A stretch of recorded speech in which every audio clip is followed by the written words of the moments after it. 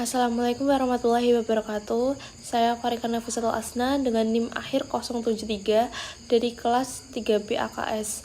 Ingin membawakan sebuah materi dengan judul Pasar dan Harga. Materi yang pertama ada mekanisme pasar. Mekanisme pasar itu terbentuk dari dua teori. Yang pertama ada teori permintaan dan teori penawaran. Dengan kata lain, mekanisme pasar adalah sebuah interaksi antara permintaan dan penawaran yang kemudian membentuk sebuah tingkat harga tertentu.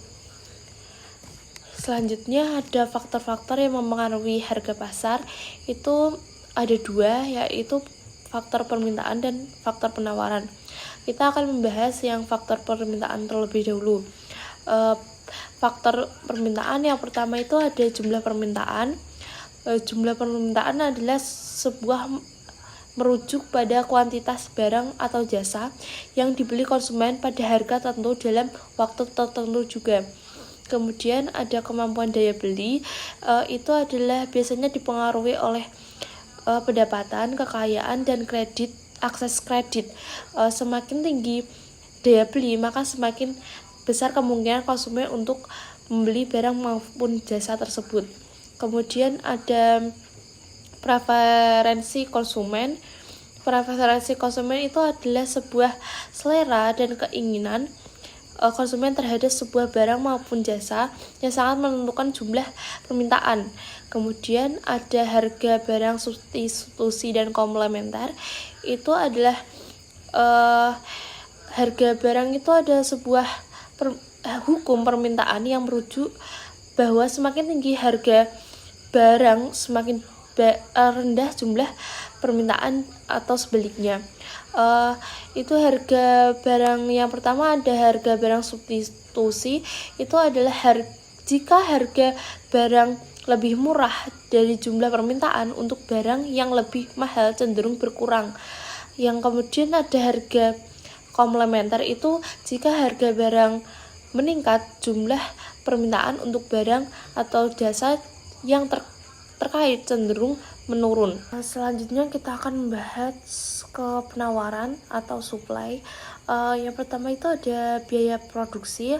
Biaya produksi itu adalah total pengeluaran yang dikeluarkan oleh perusahaan atau produsen untuk memproduksi sebuah barang maupun jasa. Kemudian ada teknologi produksi. Teknologi produksi itu adalah sebuah metode atau alat yang digunakan dalam proses produksi di dalam perusahaan. Kemudian ada jumlah produsen. Jumlah produsen itu adalah semakin banyak produsen maka semakin banyak atau besar jumlah penawaran. Yang keempat ada faktor alam. Faktor alam itu adalah kondisi alam yang memengaruhi proses produksi. Selanjutnya ada faktor-faktor yang memengaruhi harga pasar menurut Robert L.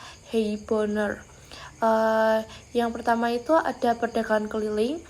Perdagangan keliling itu pada abad pertengahan itu sangat penting atau sangat diperlukan pada abad tersebut dikarenakan akses jalan pada waktu itu sangat minim, sangat jelek dan tidak bisa dilalui oleh menuju ke pasar.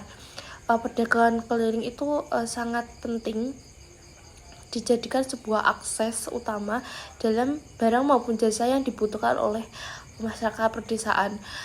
Kemudian ada urbanisasi. Urbanisasi sendiri itu adalah sebuah perpindahan dari sebuah pedesaan menuju perkotaan. Urbanisasi itu biasanya terdapat faktor yang memengaruhinya, itu ada pertumbuhan ekonomi. Pada waktu itu jalur darat maupun laut itu terbuka luas untuk menuju ke sebuah pasar baru. Kemudian ada perang salib. Perang salib itu dulunya berperan penting dalam pertumbuhan ekonomi. Selain dia memberikan sebuah pertumbuhan ekonomi, dia juga memberikan sebuah kehancuran yang terdapat di Eropa bagian barat maupun bagian tengah.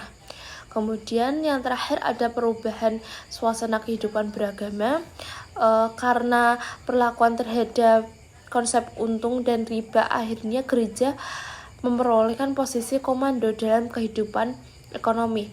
Itu sangat memengaruhi pertumbuhan ekonomi pada masa tersebut. Selanjutnya saya akan membahas fungsi dan peranan keseimbangan pasar.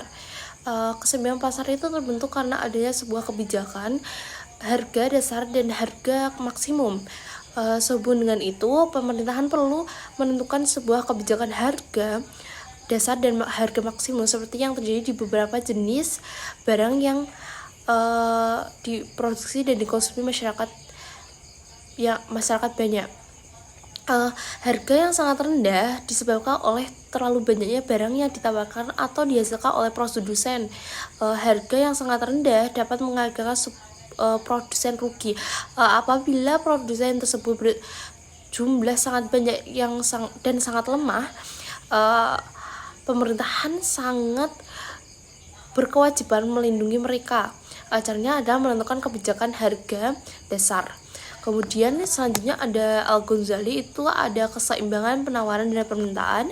Menurut Al-Ghazali sendiri itu penawaran aktivitas perdagangan dan timbulnya pasar yang harganya bergerak sesuai dengan kekuatan permintaan dan penawaran. Pasar merupakan bagian dari keteraturan alami. Al-Ghazali juga menyatakan bahwa keuntunganlah yang menjadi motif perdagangan. Selanjutnya ada gambar kurva penawaran. Yang pertama itu pada gambar tersebut ada sumbu vertikal, itu menunjukkan bahwa harga barang atau jasa.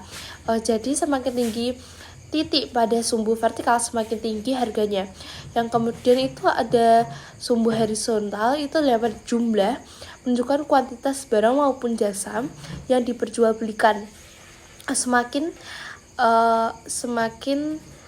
ke kanan titik pada sumbu horizontal, maka semakin banyak jumlah barang maupun jasa. Selanjutnya itu kurva permintaannya itu yang menurun dari kiri atas ke kanan bawah. Ini menunjukkan sebuah hubungan antara harga dan jumlah barang yang diinginkan konsumen. Jadi jika harga turun, permintaan naik, dan jika harga naik, permintaan akan turun. Kemudian kurva penawarannya itu kurva yang melaju dari kiri bawah ke kanan atas. Ini menunjukkan sebuah hubungan antara harga dan jumlah barang yang disuplai oleh produsen. Jika harga naik, maka penawaran naik. Jika harga turun, maka penawaran juga ikut turun. Selanjutnya, titik potongnya itu antara kurva permintaan dan kurva penawaran. Pada titik ini menunjukkan bahwa kesediaan P dan jumlah kesediaan Q di pasar. Pada harga kesediaan ini, jumlah dan yang diminta konsumen sama dengan jumlah yang ditawarkan produsen. Situasi awalnya itu pada gambar tersebut menuju situasi awal di mana harga berada di P1. Pada harga ini, jumlah yang ditawarkan QS1 lebih besar daripada jumlah yang diminta QD1. Ini berarti terjadi kelebihan penawaran atau supply. Kemudian penyesuaiannya itu karena terjadinya kelebihan penawaran, produsen akan menentukan harga untuk menjual produk mereka. Penurunan harga ini akan menyebabkan permintaan meningkat, penawaran menurun.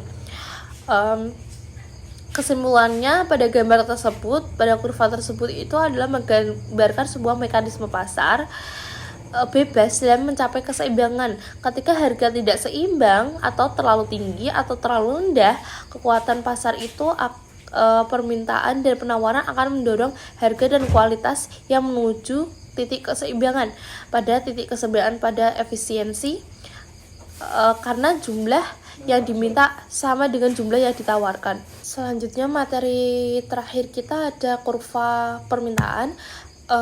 Ini terdapat sebuah gambar kurva permintaan yang terdapat pada Yang pertama itu ada sumbu vertikal, itu menunjukkan sebuah harga. P1 adalah harga awal dan P2 adalah harga setelah pergeseran kurva permintaan. Terdapat sumbu horizontal adalah menunjukkan sebuah jumlah kuantitas barang yang diperjualbelikan. Q1 adalah jumlah awal dan Q2 adalah jumlah setelah pergeseran di kurva permintaan. Kemudian kurva penawarannya itu kurva yang menunjukkan dari kiri bawah ke kanan atas. Ini tetap tidak berubah sepanjang analisis ini. Menunjukkan hubungan antara harga dan jumlah barang yang disuplai oleh petani. Kemudian kurva permintaannya itu menunjukkan hubungan awal antara harga dan jumlah barang yang diinginkan oleh konsumen. Pada titik F menunjukkan keseimbangan awal harga P1 dan jumlah Q1. Kemudian pada kurva permintaan baru D2 itu kurva permintaan pergeseran ke kiri menjadi D2. Ini menunjukkan penurunan permintaan terhadap produk pertanian yang menyebabkan penurunan permintaan ini tidak dijelaskan dalam gambar. Tetapi bisa karena berbagai faktor, misalnya perubahan selera konsumen, munculnya produk substitusi, penurunan pendapatan konsumen. Kemudian pada titik keseimbangan barunya, yang pertama perpotongan antara kurva penawaran S dan kurva permintaan baru atau D2 menunjukkan titik keseimbangan baru. Pada titik ini harga turun menjadi P2 dan jumlah yang diperjualbelikan juga turun menjadi Q2.